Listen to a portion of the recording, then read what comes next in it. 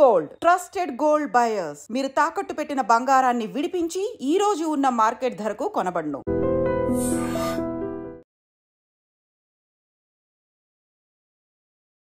నమస్కారం, welcome to I dream ధర్మ మార్గం విత్ విజిత కార్యక్రమానికి స్వాగతం.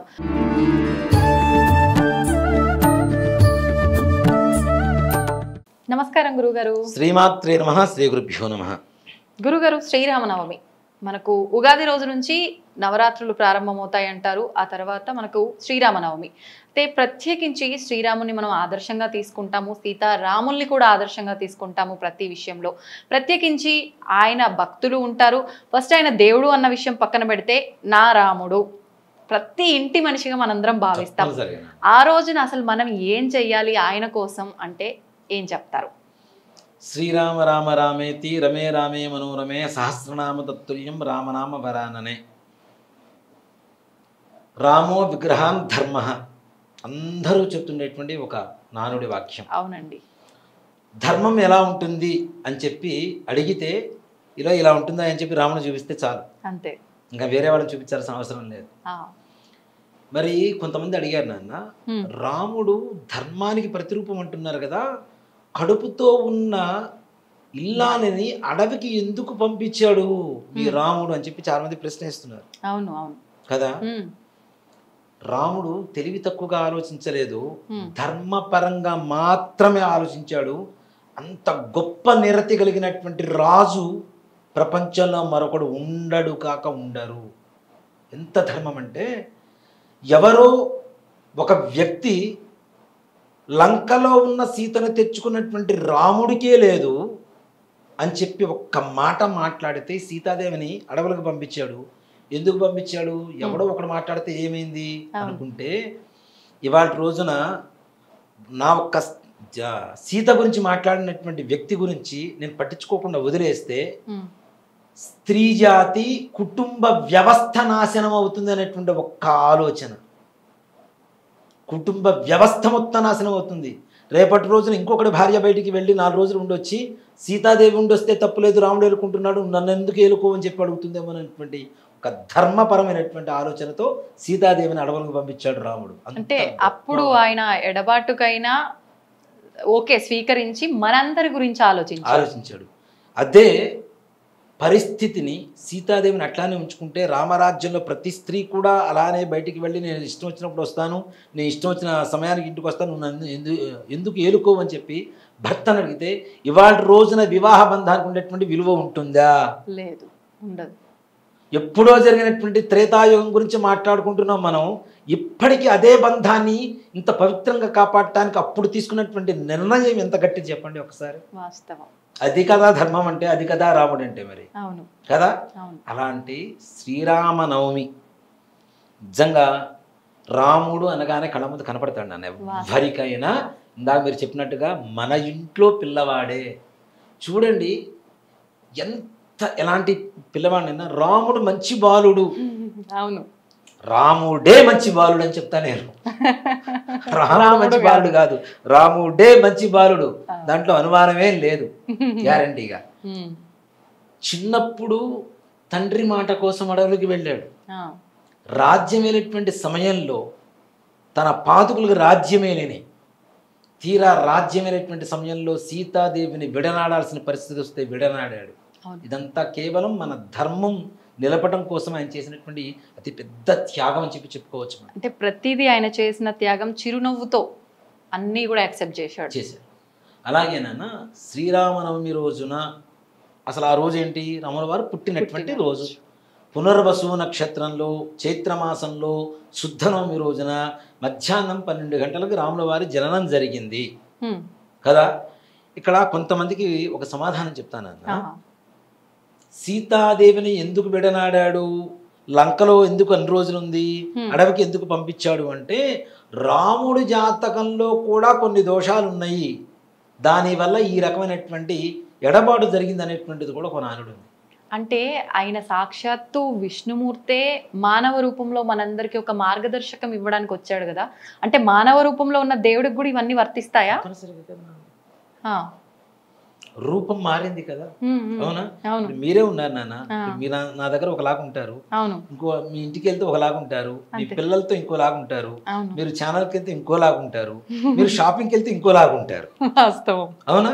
అంతే. ఒక వ్యక్తి ఎన్ని రకాలుగా మారగలిగినప్పుడు భగవంతుడు ఒక లోకం నుంచి మరొక లోకానికి మరొక అవతారంలో ధర్మ పరిపాలన చేయడానికి వచ్చినప్పుడు ఆ ధర్మాన్ని అంటే ధర్మాన్ని పాటించాల్సినటువంటి పరిస్థితులు కూడా ఉన్నాయి కదా. అవును. మానవ ధర్మం తప్పనిసరిగా అంతే కదా. అలాగే రాముడు పునర్వసు నక్షత్రంలో పుట్టాడు, నవమి రోజున పుట్టాడు. ఆయనకి ఎందుకు కళ్యాణం చేయాలి? అసలు పుట్టినరోజున ఎవడన్నా కళ్యాణం చేసుకుంటాడా? జన్మ నక్షత్రంలో అసలు వివాహం చేసుకోరు కదా.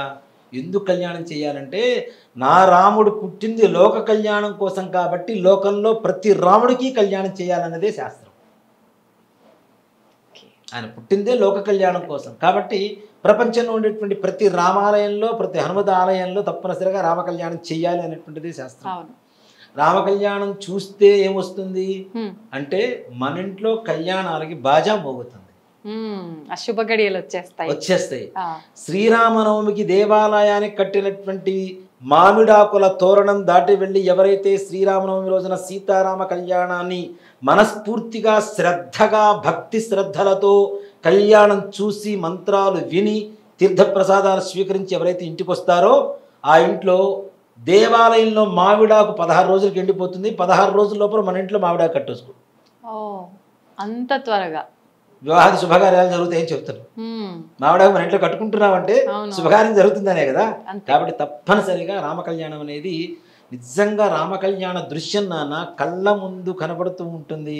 ప్రతి ఒక్కళ్ళు ఇంకే కళ్యాణాలు కూడా ఆనందం రాదు నాన్న. ఎలా ఉంటుందంటే మన ఇంట్లో సీతాదేవిని అబ్బా మనమే కన్యాదానం చేస్తున్నాం ఆనందంగా ఉంటారు.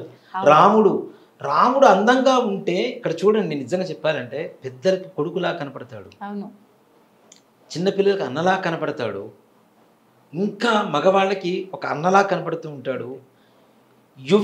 యువతులు ఉంటారు కదా, వాళ్ళ బుగ్గలు ఎరుపెక్కుతూ ఉంటాయి రాముడు చూస్తూ ఉంటే, రాముడి విగ్రహాన్ని చూస్తున్నా కూడాను.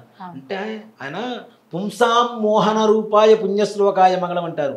పురుషుడు కూడా మోహించదగ్గ సుందర రూపంట రాముడిది.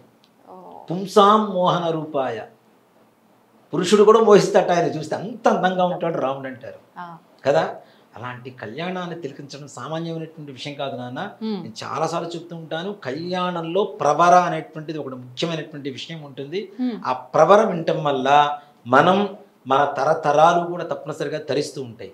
ఎందుకు ప్రవరలో ఏముంటుంది అంటే మన తరాలు తరించడానికి రాముల వారి తరాలు చెప్పుకుంటూ వస్తాం, సీతమ్మ వారి తరాలు చెప్పుకుంటూ వస్తాం. ఆమె ఏ గోత్రంలో పుట్టింది, ఎవరి ముది మనవరాలు, ఎవరి మనవరాలు, ఎవరి కూతురు, ఈమె లక్షణాలు ఏమిటి అని చెప్పి కళ్యాణం చేసేటప్పుడు ఏం చేస్తామంటే నాన్న, నలుగురు బ్రాహ్మణ్ని దక్షిణ తాంబూలాలు ఇచ్చేసి మా అబ్బాయి ఇంత అందంగా ఉన్నాడు, మా గోత్రం ఇది, మా ముత్తాతగారు ఈయన, మా తాతగారు ఈయన, నా కొడుకు లక్షణాలు ఇవి, నా కొడుకు తగ్గ అమ్మాయిని వెతుక్కురమని చెప్పి నలుగురిని పంపిస్తారట 4 మూలల దేశానికి.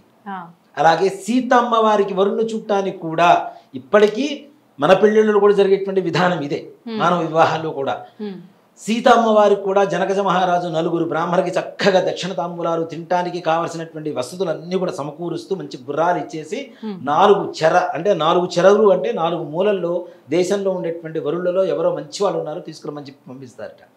అప్పుడు రాముడు యొక్క తండ్రి దశరథ మహారాజు చెప్తూ ఉన్నాడు, నా కొడుకు ఎలాంటి వాడు అంటే చతుస్సాగర పర్యంతం గోబ్రాహ్మణేభ్య శుభం భవతు వాసిష్ఠమైత్రావరణ కౌండిన్యత్రయా ఋషేయ ప్రవరాన్విధ వసిష్ఠ సగోత్రోద్భవస్య. రాముల వారి గోత్రం ఏంటంటే వసిష్ఠ సగోత్రం. అజమహారాజు వర్మణోన్నప్త్రే, అజమహారాజు గారి యొక్క ముదిమనవుడు రఘుమహారాజు వర్మణ పౌత్రాయ, రఘుమహారాజు గారి మనవడు. దశరథ మహారాజు వర్మణ పుత్రాయ, మమ పుత్రాయ అంటాడు దశరథుడు, నా కొడుకు. సాక్షాత్ అఖిలాండ కోటి బ్రహ్మాండ నాయకాయ తత్వస్వరూపాయ సాక్షాత్ శ్రీ లక్ష్మీనారాయణ స్వరూపనే శ్రీరామచంద్రమూర్తినే వరాయ. జై శ్రీరామ్. రాముడు ఎలా ఉన్నాడంటే సాక్షాత్ శ్రీ లక్ష్మీనారాయణ స్వరూపంలో ఉన్నాడు. అఖిలాండ కోటి బ్రహ్మాండ నాయకుడు నా కొడుకు అని చెప్పి దశరథ మహారాజు 4 బ్రాహ్మణులకి చెప్పేసి పంపించారట. మరి ఈయన చెప్పుకుంటే జనకజ మహారాజు కూడా చెప్పుకోవాలి కదా, నా కూతురు ఎలా ఉంటుంది అని. చతుస్సాగర పర్యంతం గోబ్రాహ్మణేభ్య శుభం భవతు ఆంగీరస అయాస్య గౌతమత్రయా ఋషేయ ప్రవరాన్విత గౌతమ సగోత్రోద్భవీ. గౌతమ సగోత్రంలో పుట్టింది అమ్మవారు. హ్రస్వరోమ మహారాజు వర్మణో నత్రీం. హ్రస్వరోమము అంటే వెండిని రోమాలుగా కలిగినటువంటి ఆయన ముదిమనవరారు అని చెప్పి చెబుతున్నారు. స్వర్ణరోమ మహారాజు వర్మణ పౌత్రీం. బంగారాన్ని రోమాలు కలిగినటువంటి ఆయన మనవరారు అని చెబుతున్నారు. జనకజ మహారాజు వర్మణ పుత్రీం. జనకజ మహారాజు గారి యొక్క కుమార్తె. అఖిలాండ కోటి బ్రహ్మాండ నాయకీం తత్వస్వరూపిణీం సాక్షాత్ శ్రీ మహాలక్ష్మీం స్వరూపిణీం శ్రీ సీతానాంనీం కన్యాం. మహాలక్ష్మీ స్వరూపంలో ఉంది, జయబోలో సీతామాయికి అని చెప్పి చెబుతూ ఉన్నారట జనకజ మహారాజు గారు. ఈ ఒక్క ప్రవర వింటేనన్నా మన తరాలు తరిస్తే ప్రతి ఇంట్లో మంగళవాద్యం మోగుతుంది, నిత్య మంగళవాద్యం మోగుతుంది తప్పనిసరిగా. అంత గొప్పది ప్రవర. తలంబ్రాలు పోస్తాం, మంగళసూత్రాలు, మంగళసూత్ర ధారణ జరుగుతుంది. మంగళసూత్రం లోక సంరక్షణ హేతున అని చెప్పి మంత్రం చెప్పం కదా మనం. మాంగళ్యం తంతున నేనా మమ జీవన హేతున అని చెప్పి మనం చెప్పుకుంటాం. కానీ రాముల వారి కళ్యాణం జరిగేటప్పుడు మాంగళ్యం తంతున నేనా లోక సంరక్షణ హేతున, లోక కళ్యాణం కోసం నేను కళ్యాణం చేసుకుంటున్నారా అని చెప్పి రాముడు చెప్తున్నాడు. ఈ కళ్యాణం జరుగుతుందిరా అని చెప్పి చెబుతున్నారు అక్కడ అర్చకుల వారు. అంత గొప్ప కళ్యాణాన్ని చూసి తలంబ్రాలు ఏవైతే పోస్తారో ఆ తలంబ్రాలు అక్కడ జీలకర్ర బెల్లం పెడతారు కదా నాన్న విగ్రహాలకి. ఎవరికైతే వివాహం కావడం లేనటువంటి బాధపడుతున్నారో వాళ్ళ పిల్లల కోసం తల్లిదండ్రులు తీసుకెళ్ళండి, లేదా పిల్లలైనా వచ్చి డైరెక్ట్ తీసుకుని వెళ్ళండి. కళ్యాణం జరిగిన చోట జీలకర్ర బెల్లాన్ని కొద్దిగా నోట్లో వేసుకొని అక్కడ తలంబ్రాలు అక్షతలు వేసుకుంటే మరుసటి సంవత్సరం శ్రీరామనవమికి తప్పనిసరిగా వారి శ్రీవారితో అమ్మాయిలు, వారి శ్రీమతితో అమ్మాయిలు కళ్యాణం తిరిగించడానికి వెళ్ళటంలో ఏ మాత్రం కూడా సందేహం ఉండదు. అంత గొప్పది. అలాగే పానకం వడపప్పు ప్రసాదం ముఖ్యంగా అది ఏ రోజు ఏం చేసినా బాగుంటుందో లేదో తెలియదు, కానీ ఆ రోజున ఎంత తాగినా తాగాలనిపిస్తుంది, ఎంత తిన్నా తినాలనిపిస్తుంది. దాంట్లో కూడా నాన్న అది కూడా ఒక ఔషధి గుణాలే. మిరియాలు వేస్తారు, యాలకులు వేస్తారు, శొంఠి వేస్తారు. ఎండాకాలంలో ఉష్ణేన శీతలం అంటాం. మనకి బెల్లం కూడా వేడి చేస్తూ ఉంటుంది. వేడిని వేడి చేయడం ద్వారా శరీరం చల్లబడుతుంది, ప్రశాంతంగా ఉంటారు అని చెప్పడం పరమార్థం. ఈ వడపప్పు పానకం మనం విడి రోజుల్లో ఎక్కడ తిన్నా అంత టేస్ట్ రాదు నాన్న. రాములు వారి కళ్యాణం చేసిన తర్వాత నివేదన పెడతారు కదా, ఆయన దృష్టితో ఆరగిస్తాడు కదా, ఆ ఎంగిలి ప్రసాదంగా ఎంత టేస్ట్ వస్తుంది నాన్న. మనం పెసరపప్పు ఇంటికి తీసుకొచ్చుకుని కేజీ నార పోసుకోండి తినండి, టేస్ట్ రాదు. అక్కడ తింటే తినాలనిపిస్తూనే ఉంటుంది. ఆ పానకంలో కూడా మనకు వేసేటువంటి మిరియాలు కానివ్వండి, శుంఠి కానివ్వండి, ఇలాచీలు కానివ్వండి, ఇవన్నీ కూడాను మానవ శరీరంలో ఎండాకాలం పందిళ్లలో కళ్యాణాలు చేస్తుంటారు, గుళ్ళలో కళ్యాణాలు చేస్తుంటారు, సరిగ్గా గాలి ఆడదు, వేడి ఎక్కువగా ఉంటుందని ఉష్ణేన శీతలం కాబట్టి శరీరాన్ని ఇంకాస్త చల్లబరిచి ప్రశాంతంగా ఉంచడం కోసం చెప్పే మనకు పానకం ఇస్తూ ఉంటారు చక్కగా. దాంట్లో కూడా ఆరోగ్యమే, కంఠశుద్ధి జరుగుతుంటుంది. ఆయన గీర వచ్చినా కూడా మిరియాల పాలు తాగండి రా అని చెప్తుంటారు మన పెద్దవాళ్ళు, అవునా? అలాంటిది మిరియాలు వేస్తూ ఉంటారు, శుంఠి వేస్తారు. లోపల అన్నీ కూడాను ప్రశాంతంగా ఉండేటువంటి వాతావరణం ఇవ్వగలిగినటువంటిది పానకం. పెసరపప్పు చక్కగా వడపప్పు ప్రసాదం తీసుకొని రండి. అక్కడ జరిగేటువంటి కళ్యాణాన్ని భక్తి శ్రద్ధలతో తిలకించండి. తప్పనిసరిగా తిలకిస్తే తప్పనిసరిగా మన ఇంట్లో కళ్యాణం జరుగుతుంది నాన్న. కళ్యాణం అంటే మా ఇంట్లో అందరికీ పెళ్ళిళ్ళు అయిపోయినాయని మాకేం కళ్యాణం అంటారేమో. ఏ శుభకార్యం జరిగినా దాని కళ్యాణమే అంటాం. ఏ శుభకార్యం జరిగినా, ఏ గృహప్రవేశం చేసుకుంటే అది కళ్యాణం కదా కదా. కాబట్టి ఏదైనా కళ్యాణం అంటే శుభకార్యాలు మన ఇంట్లో తప్పనిసరిగా తోరణం మరలా తొందరలో కట్టేస్తాం, అనుమానమే లేదు. కాబట్టి ఈ విధంగా శ్రీరామనవమి రోజున రామనామం తప్పనిసరిగా ప్రతి ఒక్కరూ ఉచ్చరించండి. రాముడి కంటే కూడా గొప్పది రామనామం. మనకి అంతమంది కూడా చెప్పుకున్నాను నాన్న, ఓం నమో నారాయణాయ పదం, దాంట్లో రా తీసేయండి, పలకలేము కదా.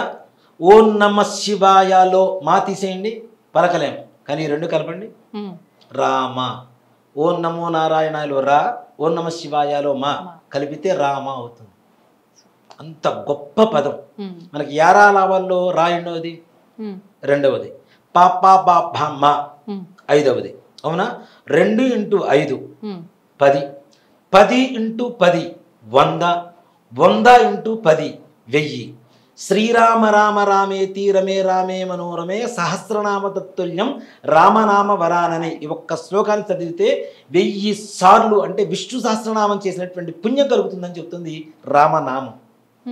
అందుకనే కాశీలో చనిపోయేటప్పుడు శివుడు కూడా చనిపోయేటువంటి ప్రతి జీవికి రామనామాన్ని రామతారక మంత్రాన్ని ఉపదేశిస్తాట చెవిలో. అందుకనే చెవి పైకి ఇట్లా తిరిగి ఉంటుంది. కాశీలో చనిపోయేటువంటి ప్రతి జీవికి, ప్రతి మనిషికి, ప్రతి కుక్కకి, నక్కకి, ఏ జీవికైనా సరే కుడి చెవి ఇలా పైకి తిరిగి ఉంటుందిట. శివుడు వచ్చి రామతారక మంత్రాన్ని ఉపదేశిస్తాడు చెవిలో. అంత గొప్పది రామతారక మంత్రం అనేటువంటిది. రా అంటే అగ్నితత్వం, చేసిన పాపాలు మొత్తం అగ్నిలో కాలిపోయినాయి. మా అంటే పృథ్వీతత్వం, మన లోపలికి రావాల్సినటువంటి పుణ్యం అంతా వచ్చేసింది.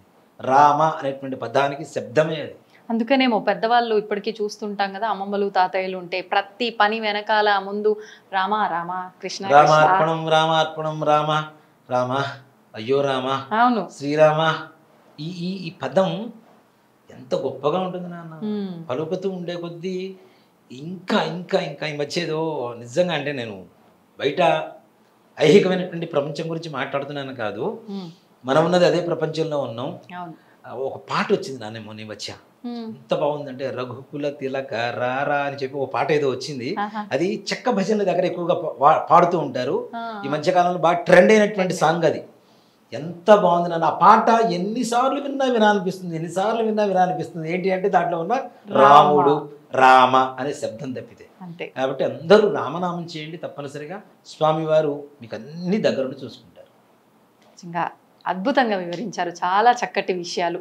మీరు అన్నట్టుగా ఆ రామనామం నిజంగా చాలా అద్భుతమైంది. ప్రతి ఒక్కరు కూడా రామనామాన్ని తలవటమే కాదు రాస్తూ ఉంటారు కూడా, అందుకని చెప్పి. అవునవును, సంతోషం అండి, చాలా చక్కగా వివరించారు. నాది ఒక మనవి నాన్న, ఎవరైనా ఎవరికైనా పెద్దవాళ్ళైనా చిన్నవాళ్ళైనా పలకరించుకోవాలనుకున్నప్పుడు నమస్కారాలు పెట్టకుండా జై శ్రీరామ్ అని చెప్పండి. ఇది నా మనస్ఫూర్తిగా మీ అందరినీ వినవించుకుంటున్నటువంటి మనవి. జై శ్రీరామ్.